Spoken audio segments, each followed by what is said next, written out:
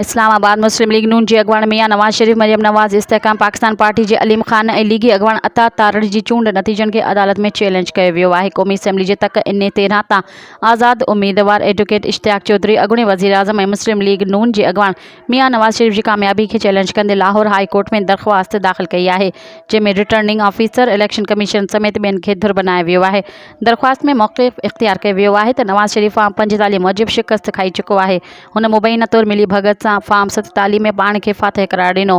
Form 45 जा नतीजा असां वटि मौजूदु आहिनि। अदालत फ़ार्म 45 मूजिबि नतीजा जारी करण जो हुकुम ॾेई अदालत इलेक्शन कमीशन खे हथवीं नतीजा जारी करण खां रोकण जो हुकुम बि ॾेई छॾियो ऐं अदालत ॿीहर ॻणप जो हुकुम ॾींदे फ़ार्म 47 जो नतीजो कलअदम करार ॾेई छॾियो।